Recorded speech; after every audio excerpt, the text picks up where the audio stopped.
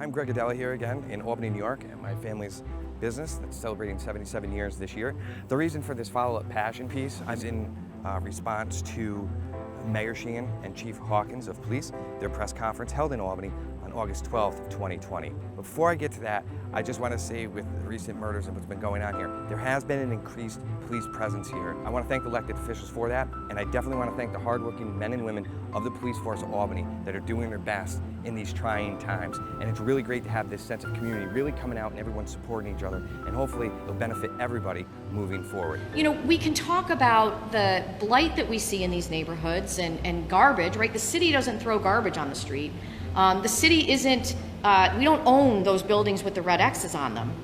But what we do own are the streets and the sidewalks. And I made a commitment then that we were going to fix every single one of those asphalt sidewalks and replace them. And we've invested millions of dollars to do that. Then I have some people say, well, you know, that's just sidewalks, we need more. Yes, you need more. But we have to demonstrate with what we own and what the city is responsible for that we care about this neighborhood and that we are investing in this neighborhood. So as you heard the mayor state on that video, is that the city's responsibility is keeping the street and the sidewalks maintained and cleaned. As you can clearly see, they haven't been done in years. This is not due to COVID, I can assure you of that, because you can't blame everything on COVID. Certainly some things, absolutely, but not everything. And she also talks about you know, empty buildings and, you know, the city's not responsible for them.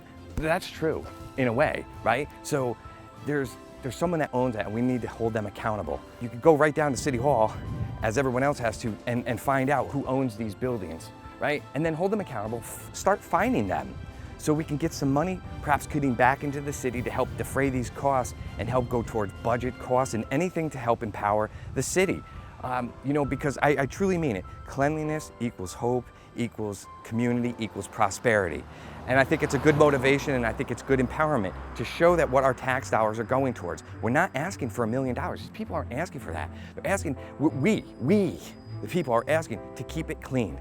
To keep it clean. We're asking for a representative from DGS, a gallon of gas, a weed whacker, and a mower. That's it. I think that's a fair compromise. And I hope, truthfully, it gets done and can get on some constant schedule moving forward.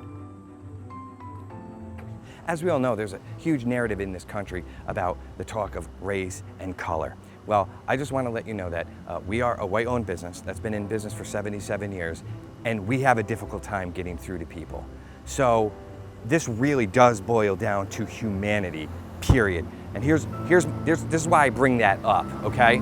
So recently, with this gang violence that's happening on our block, okay, the mayor said in print, that these innocent people that are being shot just by being at the wrong place at the wrong time.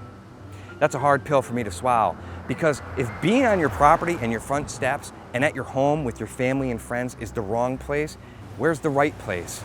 It could be time that the people of Albany really come together, that have real stake in Albany, and maybe don't perhaps come from other parts of the country, because we have a mayor that's from Ohio, we have a chief of police that's from Michigan, and the supervisor of the Department of General Services, he's from New Jersey.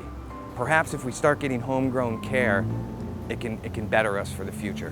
With that being said, there are some good things on the rise, I hope, and we've seen over the past couple weeks, and I do want to thank everyone, officials, the police, and the community for really coming out to do that.